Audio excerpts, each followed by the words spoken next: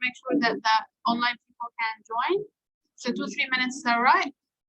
And for the ones online, 2-3 minutes, please. 3 minutes. You can, but you can be. It's going to be broadcasted, but you can. Just okay.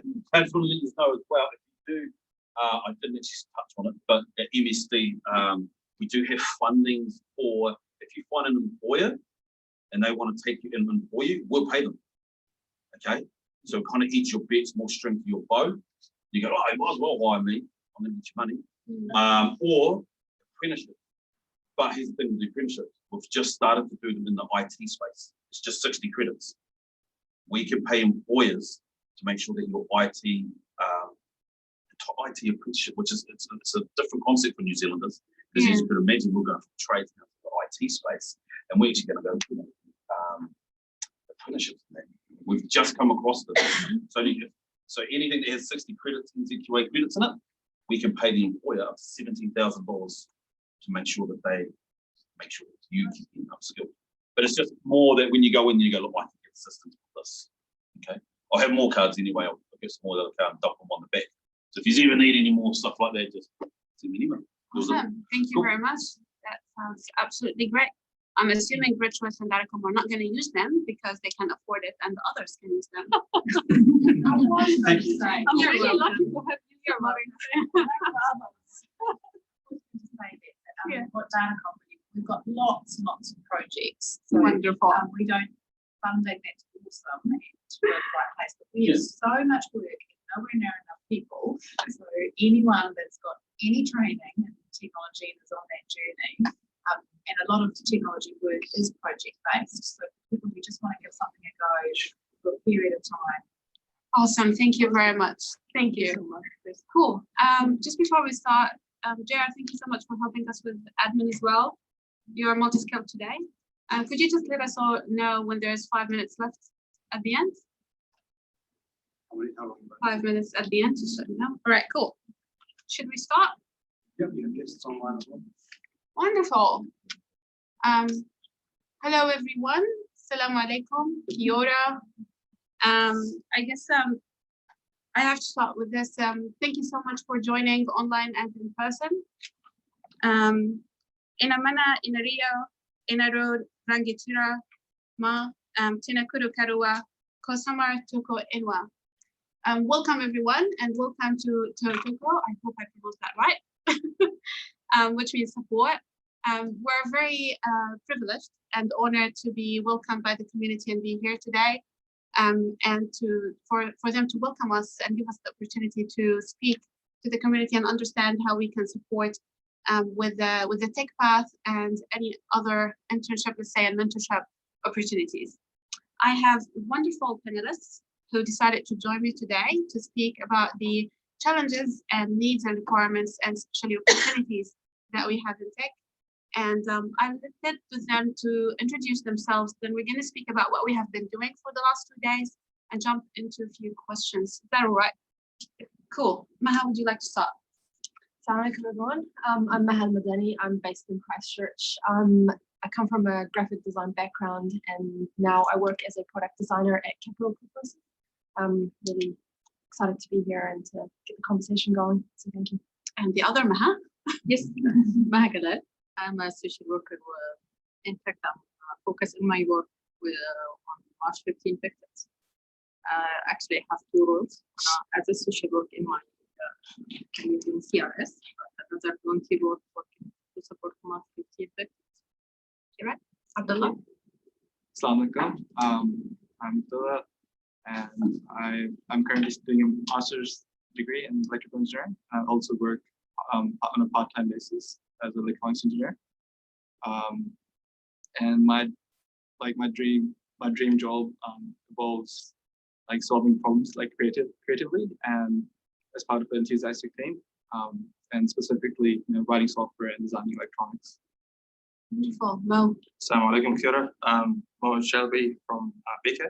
So I'm a robotics engineer by training, but I've been working as a digital consultant helping companies and communities with technology adoption. Thank you very much. And as I mentioned, my name is Summer. I work for Microsoft. I help what we call medium-sized government to adopt technology. So I'm all cloud computing. I'm also a co-chair on Techwomen, and I am part of Women at Microsoft. And we're here today just to speak about this community and basically to focus on your needs. We've been just took a note that maybe speak up, don't be shy. We speak up for the people online. Yes. Your voice. Yeah. So the last 2 days, we've been really privileged to be here, and we have been delivering a workshop. We started yesterday where we spoke. We had Carol from Microsoft. She sits in the senior leadership team in Microsoft, and she's a certified coach on desk as well. So she came as, you know, both personalities, as a coach and a leader. And she gave us an introduction to relationships and personalities with the desk assessment. Then we moved to speak about CVs, how to create CVs and IT careers and the shortage and skills in New Zealand with 40 foot.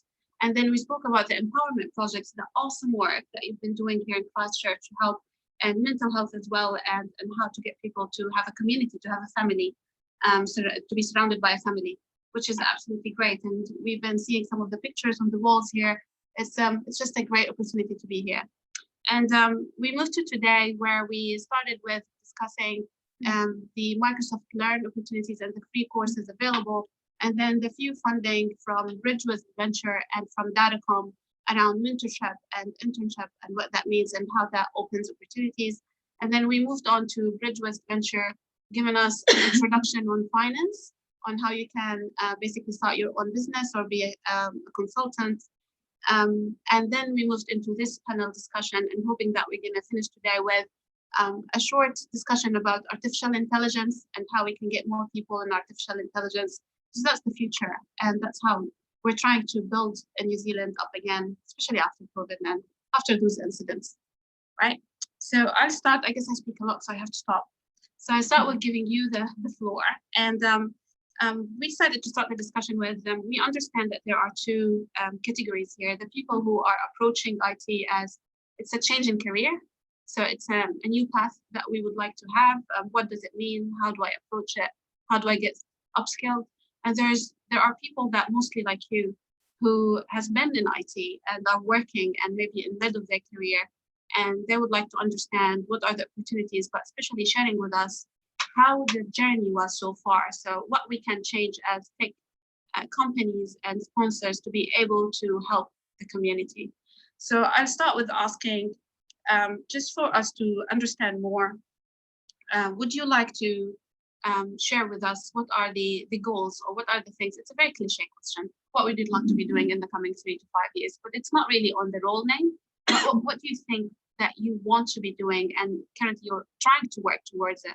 What are the goals and ambitions? And maybe let's just take that like very quickly through everyone, and just for a change, how about we start with you, Mo, this time? Yeah, sure. I guess in the next 3 to 5 years throughout my career, I'd really like to reduce the technology gap between different communities in New Zealand. Some communities leverage AI, IoT, and all of those different technologies, and others are a bit less fortunate. So I'd really hope to bridge that gap and be the connection between the two. So bringing more tech into communities and businesses. Awesome. Abdullah. I would just really love to use my creativity and my knowledge to, benefit people. So whether that's, making a prosthetic hand to help people, who were amputated, or making a robot that can do safer and better inspections.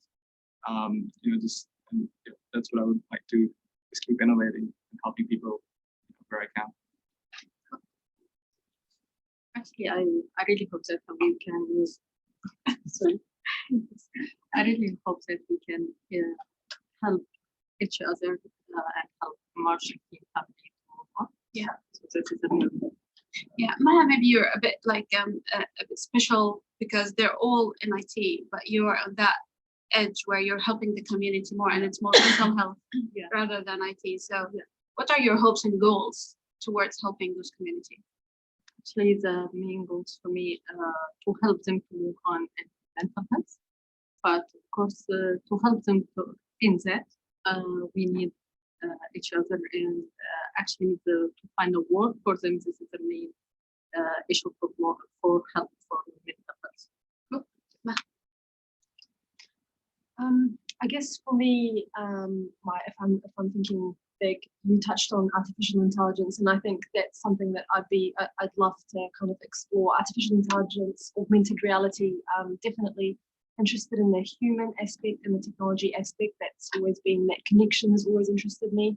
And over the past year, working with the deaf community in New Zealand, and in introducing these kinds of new forms of technology such as augmented reality, it's just been so eye-opening for me to see how we can empower minorities and diverse groups of people within the community with technology and obviously with education and just employment in general. So yeah, I would love to go into that realm if I had time to not have to study and just get there. Yeah, That sounds absolutely great. I guess that takes us to the other question, and I'm trying to be careful that we address both, let's say, categories here as well. So what are the things that you think are challenging right now? Maybe I'll start with you because you have the mic. What are the challenges or what are the obstacles from people achieving their goals? And it's not only you, like you and the people around you as well. Or if you speak about your journey, how did that go? And what are the things that made you reach there or made it a little bit, let's say, delayed you going into your path? Yeah. Well, so I come from a media communications and a graphic design background. So when I graduated in 2013, I had little to no input in the technology industry and the IT world. So for me, my progression into the tech industry just happened out of the work experience that I just, went from one role to the next. And obviously, as we find that the industry in general and the economy is moving towards that tech and the computer focus, that's where my career ended up being. So moving from graphic design, I ended up moving into digital design, and now I'm a product designer at Capital Preferences. So very, very much away from the visual into the function and the usability of products and services. But I think for me, that journey was a little bit challenging because I didn't have that conversation or I didn't have that communication early on with IT companies and technology companies. I didn't know that I could end up having a space in the tech industry. I thought I would always end up being in a brand agency or in a creative agency or even marketing. So I think it would have been, and I'm not aware of if this is happening, these conversations are happening now, but it would have been really important for me back then to know that tech companies, if they had come and approached creatives like me and told us that, well, there is a space for you. We earlier touched on branding, how that's important in terms of making a business and having identity for a business. So that got me thinking. I was like, okay, well, we have creatives and then we have developers and coders and software engineers. It would be really cool if that conversation started to happen so that we can bridge the two. And I see that out of work experience that conversation is starting to happen. So it would be cool for people who are just thinking about career opportunities. They might not necessarily think that I'm going to be a software developer, but it's just like, how can I exist within other industries, but how does that tap into the technology? I think that conversation needs to be had a little bit more. Yeah, the linkage probably. Yeah. And I guess in the next question we'll address how we probably can do this. So Maha, from a mental health perspective, what are the things that you think that are currently challenging you in those projects that you've been building, or the things that you're trying to build all together to support each other? Yes, actually through the empowerment of the project, I can see through the last couple of years. I'm working with the marginal widows and injured people. I can see that it's a challenge to find work for them. We have 32 widows. They are highly educated, all of them really skilled, but because they came from different cultures, they wear hijab, the English is the second language for them. It's really challenging to find work. So that I really encourage the company to give them a chance and support them. And the same story for the injured. And of course, some of them, they need to change the career because of the kind of injury they have. So really, I hope that the company and all New Zealand can understand this challenge and support them, because the first step to support them in mental health. It's of course it cannot support the mental health at the same time that we cannot support the main thing for their life, like cannot work. Yeah, and those projects that you've been building, because I've seen things like walking groups and DIY, which I've noticed and I heard people talking about them in the last couple of days, and they're really sound awesome. What are the things? Because I guess you've mentioned a few things that are maybe challenging into how do you build more into them and how do you get them to get attention, because they're already helping people. Yes, actually we're working with after March 15 we had many workshops. Through this workshop we asked them what kind of things they would love to do. We bring the idea from them, and they bring 28 ideas for 28 different projects. We started already 14 projects, which is awesome. Walking, cooking, knitting, all of them is awesome. But of course, it's if they has a challenge in their life, it's a still challenge for them to attend all these projects. Thank you very much, and thanks for sharing that. I guess that makes us move to the next question, and probably Mo and Abdullah maybe can add a little bit more about that. So the question is, what do you think employers and the tech industry should be focusing on? What are the things that you think they should be providing more of? Do you think that mentorship is the key to get more people in tech, or to get them the attention that this could be a career path? Is it internship? Is it training? Or is it something totally different? So what do you think? What's your opinion about that? So I think the main challenges that I had, like going, not being like going into the tech industry, is that one is like you doubt yourself. There's the doubt that I might not be good enough, and the other thing is external commitments. Because there's a lot of people who might be looking after kids, or even some men who who want to spend more time with their family. So I think those are the main challenges. So to address those, I think to address like people doubting themselves, you can start in the job description. So in the job description, they could add things like, if you don't meet all the skills, we are happy to provide you training. And I think that would be really motivating for the people who have that doubt. Be like, okay, I'm not quite there, but I'm really keen to learn. And I think that'll encourage those people to apply and help them build the skills. And the other thing is internships. So I think internships are really awesome because we learn by mistakes. That's just reality. Like when we learn to walk, we fell, we kept failing, and then eventually we started walking. And I really love there's like Khan Academy video. I don't know if you guys have seen it, but it's like about you can learn anything, and tells even Albert Einstein didn't know his numbers back in the day. So in my internship, I also made quite a few mistakes, and so one of them was quite costly, cost like $2,000 to the company. But instead of when I made the mistake, I was really sad that what have I done? But the response was really positive. What they said was that instead of getting mad at me, they said, this is how I can resolve the issue. So I dealt with the suppliers. I did testing to work out exactly what was wrong, what was the fault, and then they said, it's okay, it's okay to make mistakes as long as you learn from them. And if companies can create that environment for newcomers, I think that's really empowering. And removing the doubt, and then to address the external commitment issue, I think there's not enough part-time jobs. So I think there should be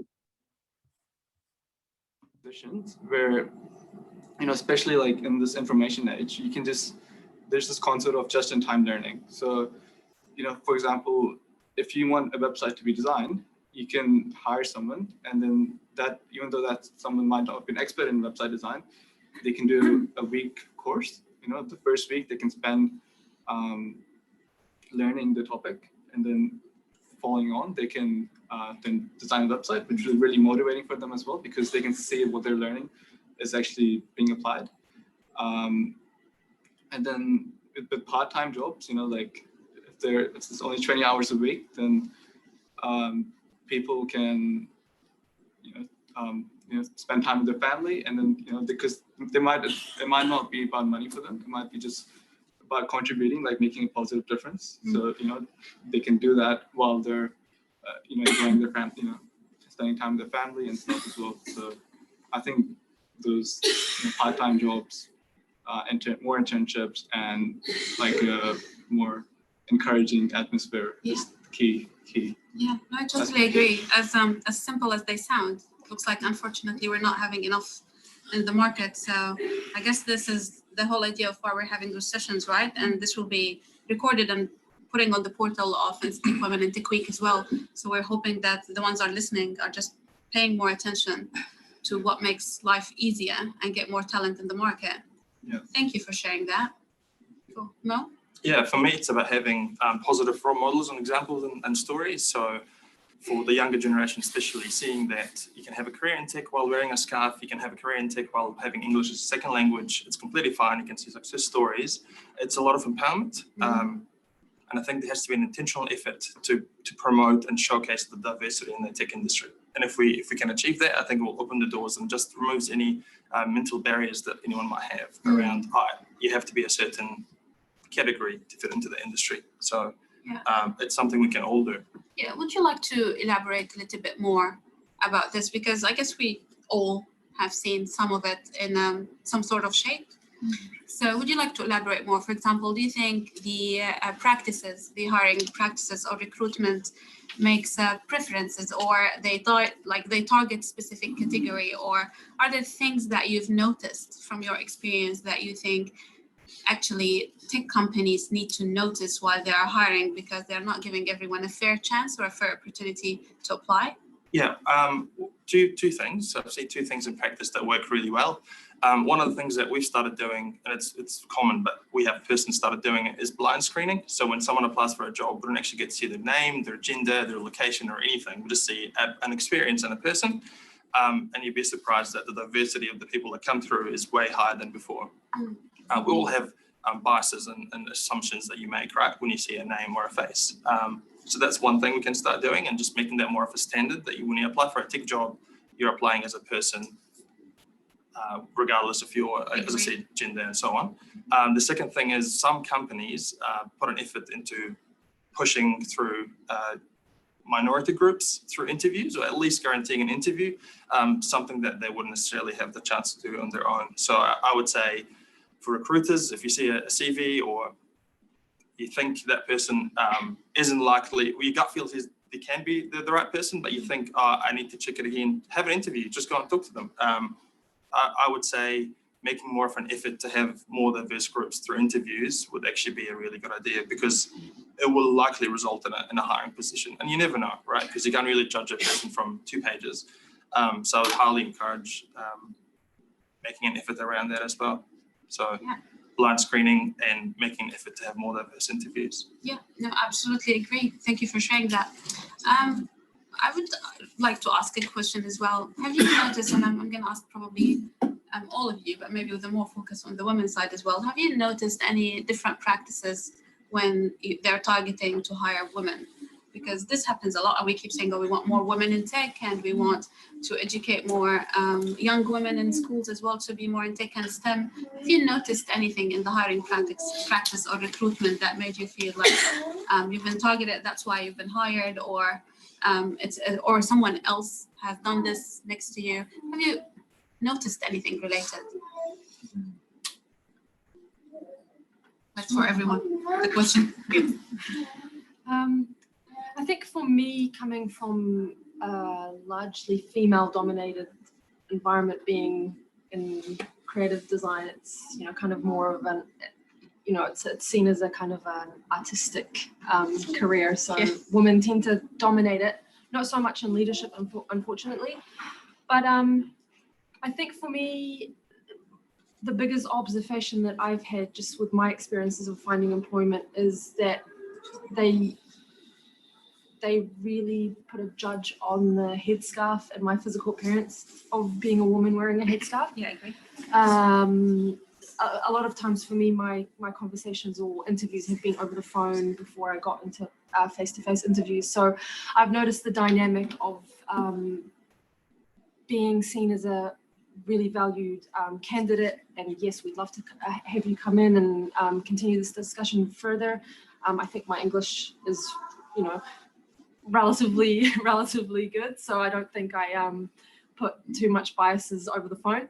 But it's once I go in and I meet with the employer face to face, and then, you know, they're a little bit shocked or surprised, or they don't expect that this is the person that they that they spoke to over the phone.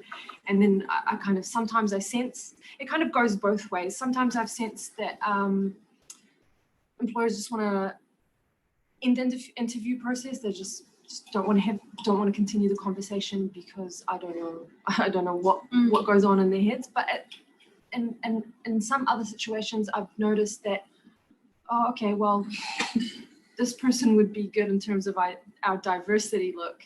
And I think that's also, unfortunately, a little bit problematic, because that doesn't address the fact that we all come with lots of experience and lots of skills. It's a bit insulting. So it almost feels like it kind of goes both ways. And at the end of the day, my skills and my experience and the values that I can offer to the company are sometimes overlooked because of the way I look. Yeah. Anyone else would like to add something about that? Actually, I have a very funny story. Yeah.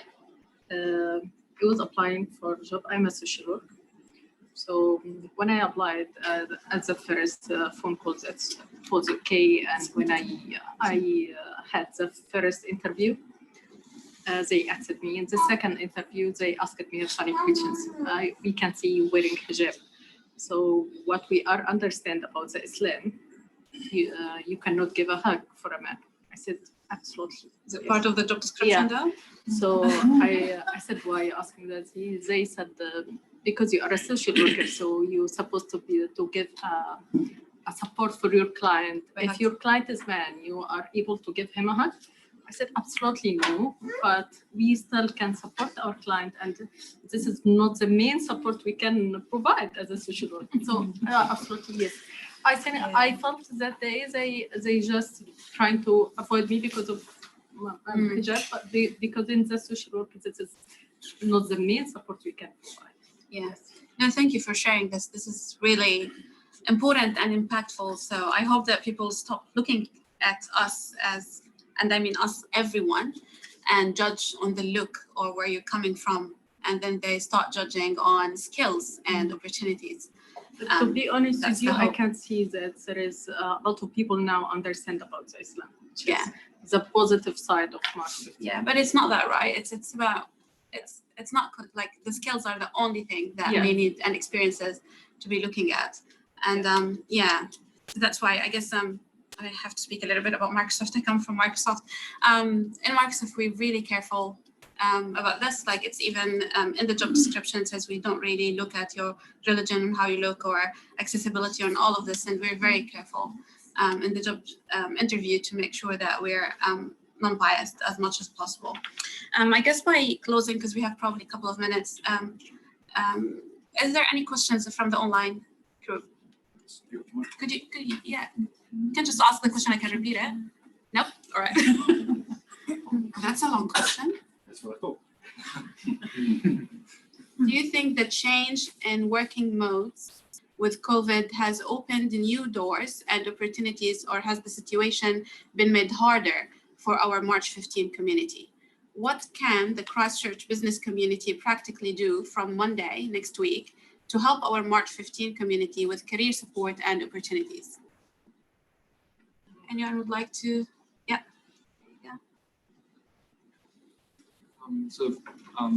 Because of COVID, companies have realized that working from home is actually quite a feasible option, and I think that that does create more opportunities for people who have kids at home and they can't leave the home. So I think that from if they could more work from home roles, I think that would be quite beneficial as well. As a result from COVID, and we know that does work quite well. Yeah, spot on. One quick one for me. So from Monday, just announce that you are available for mentorship and internships and training. Just be vocal about it and announce that you are, and invite the community to get in touch. Absolutely. Thank you. Well done. Cool. So I guess also in closing, maybe just a quick word from each one of you. What would you advise the so we've got your advice, Mo. Yes, get into mentorship. Abdullah, do you have one advice, like one thing that you want the tech companies to get going tomorrow? Yeah, just like I guess like sort of mentorships and also part-time jobs. I think like having more part-time jobs as well for people who can't work full-time. Awesome. Maha? Actually, I'm out of your box. I'm looking for a sponsor for the empowerment project. Actually, as I said, we have a lot of projects. We really looking for a sponsor to motivate the people to keep continuing the project. Awesome. Yeah, because to be honest, the mental health is more important than anything else, because we're not going to get tech, let's say, employees if they're not fully there, and we want everyone to bring their whole selves to those jobs. So absolutely, I agree. Maha? I'd just like to say or encourage tech companies to come out and have the conversations with creatives, and just let them know that we can work together. We don't necessarily know that we can work in a tech industry. I work in fintech now, so I didn't think I would work in that space, but I'd encourage to have those conversations. That would be really great. Awesome. Thank you very much. I guess I'm loud enough to the mic. I need to thank you all for actually deciding to be okay to come out and speak on the panel. This is absolutely great, and to represent your community as well. And I need to thank all our sponsors in those last 2 days. I guess that's a start, and I'm teasing everyone watching. If we can do it as all like Microsoft and the sponsors, then everyone else can do it, and doesn't take much. So what are you offering from tomorrow? That's the question. And I want to end this with thanking the community to allow us to be here today, and to be able to be part of this amazing people that we got to know in the last 2 days. Thank you very much, everyone. I hope that one day we get to go over our biases and we treat each other as human beings with skills and experiences and history and background, with no biases and decisions made on merits only, and with a fair opportunity for everyone. Thank you, everyone, and have a good rest of your Sunday. Thank you.